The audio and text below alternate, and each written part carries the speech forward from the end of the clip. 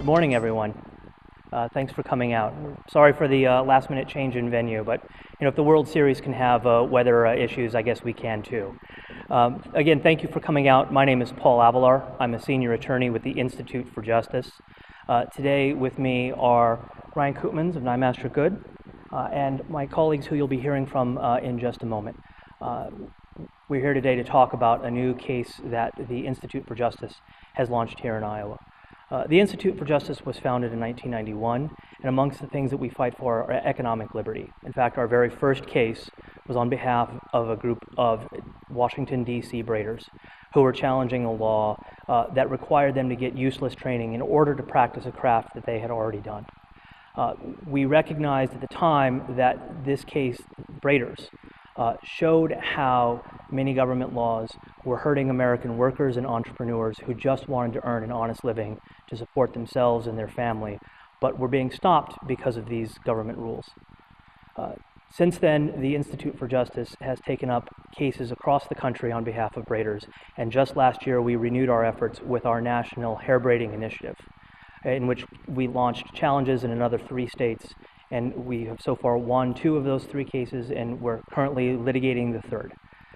Today in America, 13 states, braiders don't require a license of any kind in order to braid hair. In another 4 states, they require only a very simple license to braid hair. But that leaves too many braiders in too many states still subject to onerous rules and regulations that don't serve any public purpose, they don't serve any public good, they only harm braiders.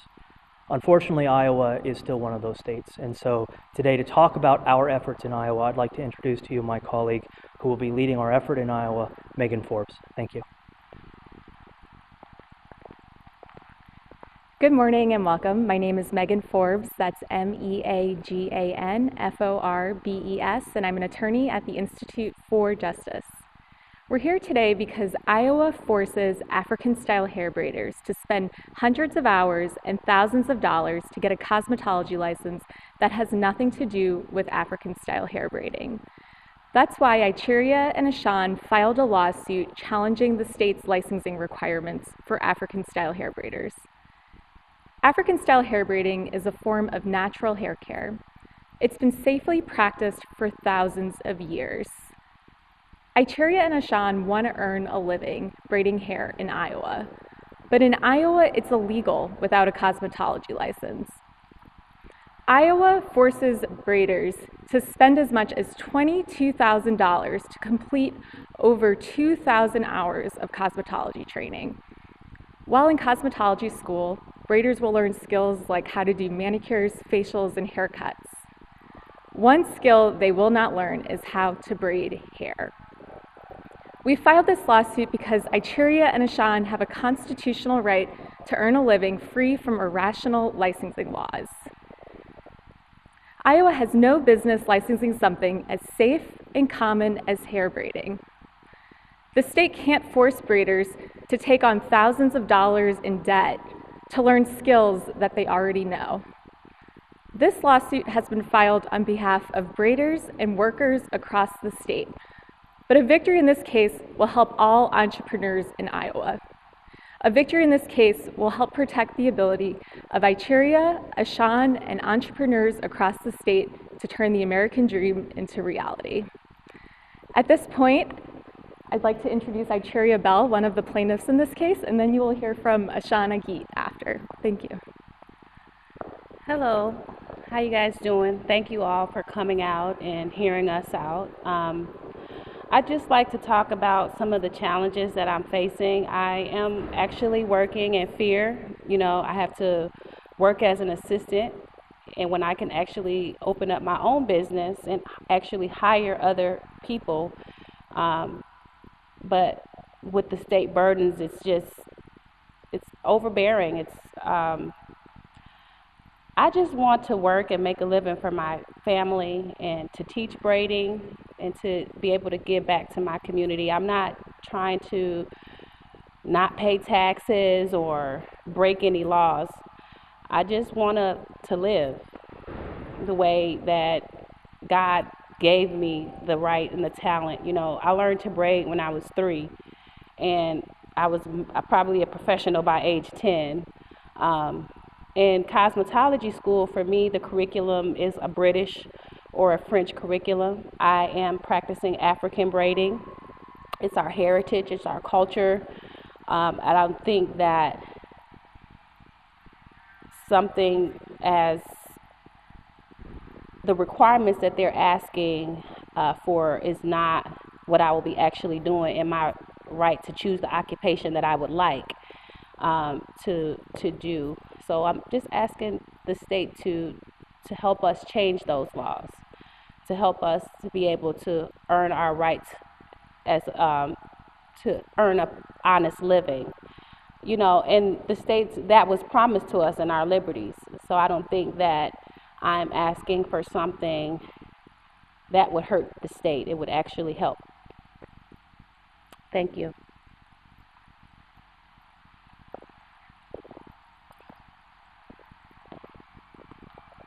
Good morning. My name is Agit. Thank you all for being here today. Uh, here,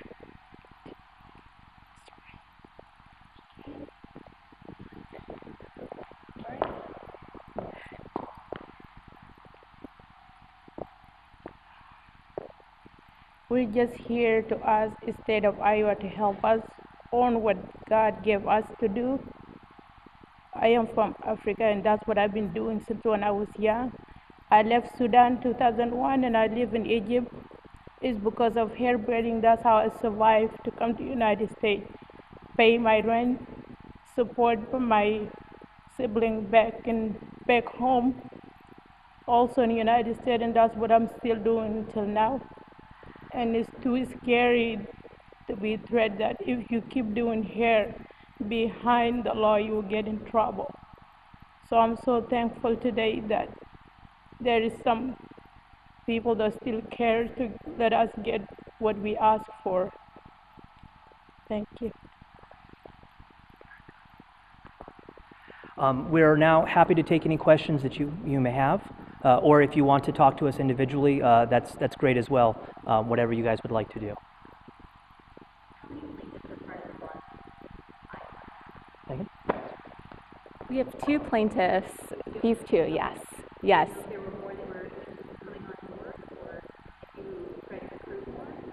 We thought that these two plaintiffs represented the issues very well, and this lawsuit will benefit all braiders. So, so Ituria Bell and Ashan Agit are our plaintiffs.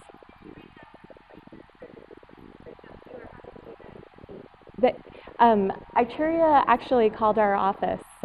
Yeah. Yeah, and then Ashan knew that we had reached out with Ituria, and she was interested as well.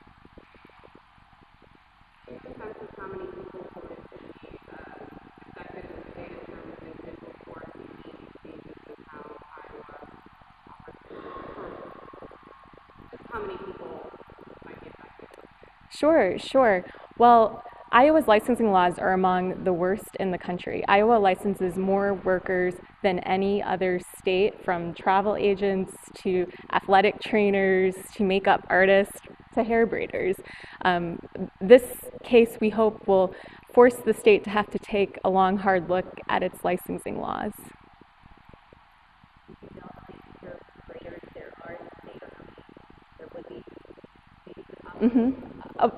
Definitely hundreds, if not thousands. There's a large Sudanese community here in Iowa, and it's definitely an important issue within both African American and African communities.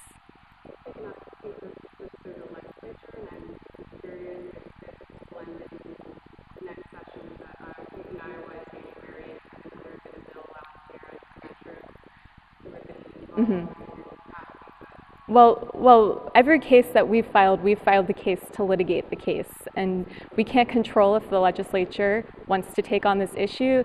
In the past, the legislature has decided not to take up this issue. There have been two bills in the past, but the legislature wasn't interested in taking up the issue and changing the law. Do you know if anybody has been sanctioned in Iowa for violating the licensing provisions?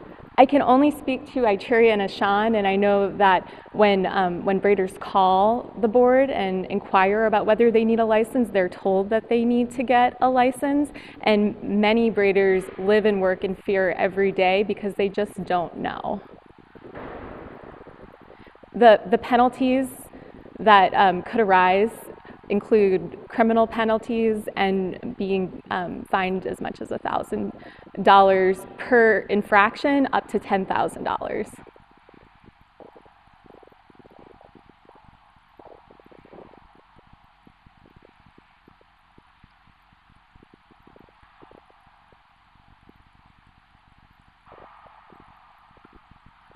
Any other questions?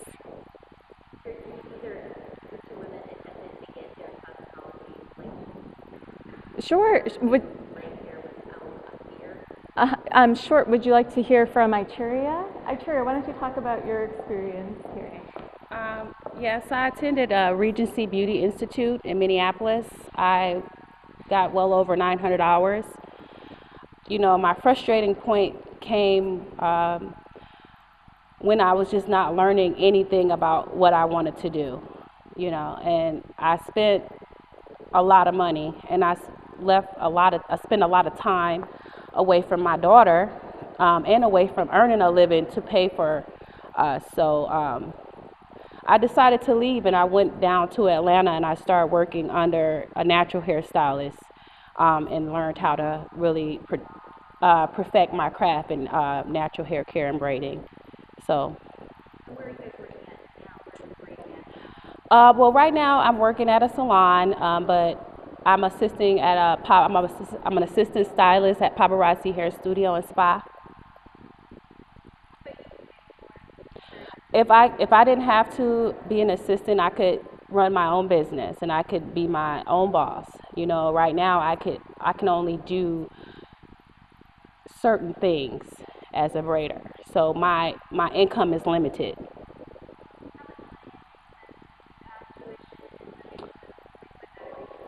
At Regency Beauty Institute at the time, that was in 2010, it was about 17,000. And then that 918 hours, and I would be in school from 8 in the morning to 5 in the afternoon. And at the time, my daughter was just 3. So after daycare, you know, I had to pay for daycare and pay for, you know, people to keep her while I work at night. You know, so I was not getting any time with her and nurturing her the way she needed to be nurtured because I was in school and then I was working at night. And now the things that I was, you know, had to, once I started working in the salon, it was nothing that I was doing. I wasn't relaxing. I wasn't perming. I wasn't cutting natural hair or the hair on people's hair. If there was any of those things, it always involved extensions. So, yeah.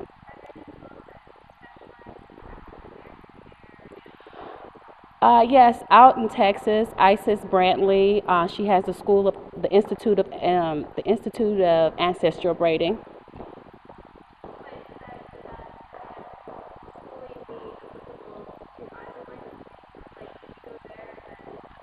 Well, you could go there and definitely get the skills you need. I don't know about that part of it. We would probably have to refer to my lawyers for that.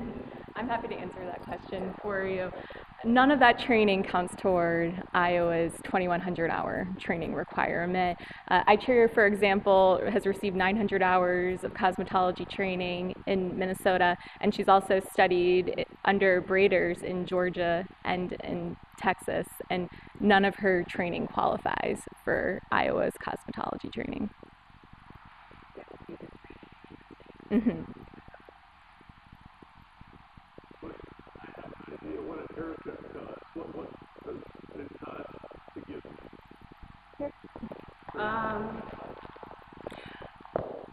Maybe as low as $35, as high as $280. I mean, it just depends on what you're doing. There's different types of people that just get their natural hair braided, and then there's people that get extensions. And so just depending on the type of extension, the expense could go, you know, well over it depends on who you're going to. Some people charge up to $500 to thousands of dollars for certain braids.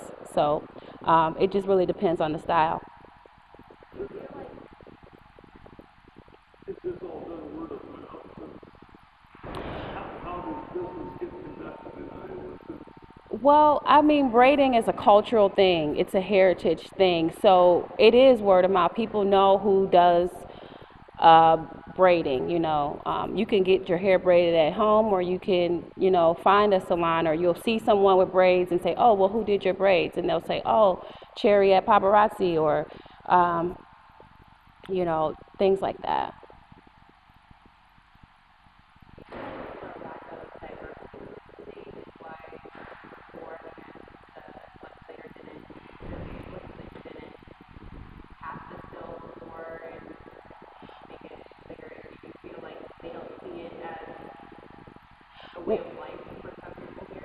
Yeah, I see it as like anti competitive regulations that are keeping, it's just a way to kind of keep the competitive from certain cosmetologists and stuff like that. I think, it's a way to corner the market and keep certain people out.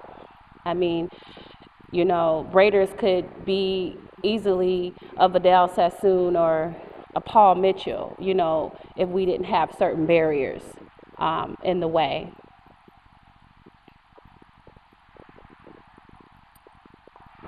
If I could follow up on that last question, actually, the Institute for Justice has been doing these cases for now 24 years. And what we found is a lot of times the laws are in place and no one actually realized that they were in place. No one understood that that's what the law requires. And then once people learn, either they're horrified and they want to change the law, or, in a lot of cases, people don't see the licensing problem. Oh, it's just oh, you just have to go to school, without really understanding what's really there and the real financial and time toll that these sorts of requirements across the board take on workers and entrepreneurs in all sorts of occupations. Sometimes they do, and sometimes they don't. We don't know what the industry in Iowa will say. In other instances, they have opposed us.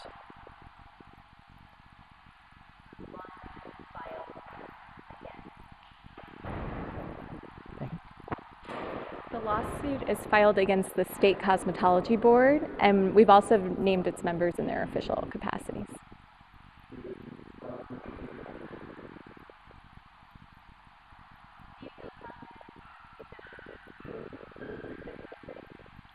We think we have a strong case. We do have a track record of winning these cases. We've filed 12 cases, and so far we've won 11, and we have one pending right now in Missouri. Well, a constitutional challenge is always challenging.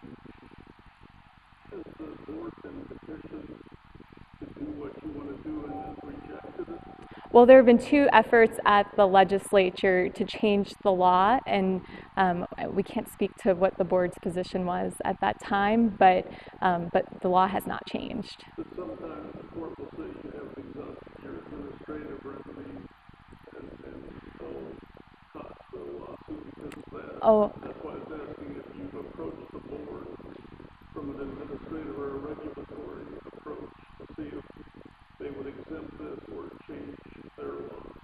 Well, their constitutional rights are being violated right now, and they don't have to exhaust administrative remedies to bring a constitutional challenge.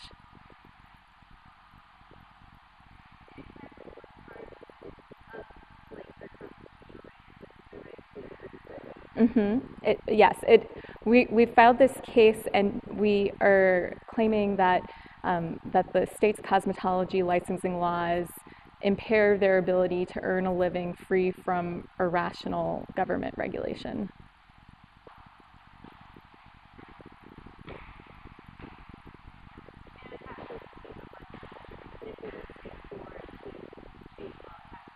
Yes, it would have to be the legislature. It's written in a statute within the cosmetology licensing laws.